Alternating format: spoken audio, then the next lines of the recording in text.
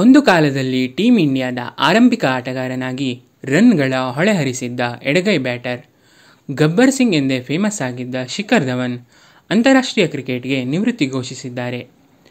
Social media X ಖಾತೆಯಲ್ಲಿ ವಿಡಿಯೋವನ್ನು ಹಂಚಿಕೊಂಡಿರುವ ಧವನ್, ನನ್ನ ಕ್ರಿಕೆಟ್ ಪಯಣದ ಈ ಅಧ್ಯಾಯವನ್ನು ನಾನು ಮುಕ್ತಾಯಗೊಳಿಸುತ್ತಿದ್ದೇನೆ. ನಾನು ಅಸಂಖ್ಯಾತ ನೆನಪುಗಳು ಮತ್ತು ಕೃತಜ್ಞತೆಯನ್ನು ನನ್ನೊಂದಿಗೆ ಒಯ್ಯುತ್ತಿದ್ದೇನೆ. ನಿಮ್ಮ ಪ್ರೀತಿ ಮತ್ತು ಬೆಂಬಲಕ್ಕಾಗಿ ಧನ್ಯವಾದಗಳು, ಜೈ ಹಿಂದ್ ಎಂದು ಬರೆದುಕೊಂಡಿದ್ದಾರೆ. ಹಾಗಿದ್ದಲ್ಲಿ ಅವರು ವಿಡಿಯೋದಲ್ಲಿ ಹೇಳಿದ್ದೇನು ಎಂದು ನೋಡೋದಾದರೆ, ಮೊದಲಿಗೆ ನನ್ನ ಕುಟುಂಬ, ನನ್ನ ಬಾಲ್ಯದ ಕೋಚ್ ತಾರಕ್ ಸಿನ್ಹಾ ಮತ್ತು ಮದನ್ ಶರ್ಮಾ ಅವರ ಮಾರ್ಗದರ್ಶನದಲ್ಲಿ ನಾನು ಕ್ರಿಕೆಟ್ ಕಲಿತಿದ್ದೇನೆ. ಭಾರತ ತಂಡವನ್ನು ಸೇರಬೇಕು ಎನ್ನುವುದು ನನ್ನ ಗುರಿಯಾಗಿತ್ತು. ಸೇರಿದ ನಂತರ ಇಡೀ ತಂಡ, ಕುಟುಂಬ, ಅಭಿಮಾನಿಗಳಿಂದ ಬೆಂಬಲ ಸಿಕ್ಕಿತು.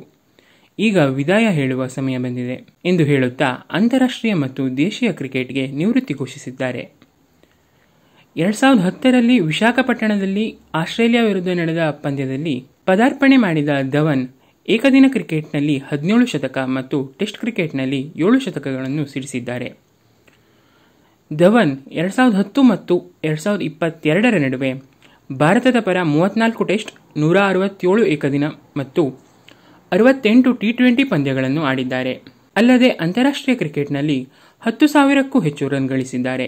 ಇಲ್ಲಿಗೆ ಈ ವಿಡಿಯೋ ಮುಗಿಸ್ತಾ ಇದ್ದೀನಿ. ವಿಡಿಯೋ ಇಷ್ಟ ಆದರೆ ಲೈಕ್ ಮಾಡಿ, ಶೇರ್ ಮಾಡಿ, ನಿಮ್ಮ ಅನಿಸಿಕೆನ ಕಾಮೆಂಟ್ ಮಾಡಿ. ಚಾನಲ್ಗೆ ಸಬ್ಸ್ಕ್ರೈಬ್ ಆಗೋದು ಮಾತ್ರ ಮರಿಬೇಡಿ. Thank you all.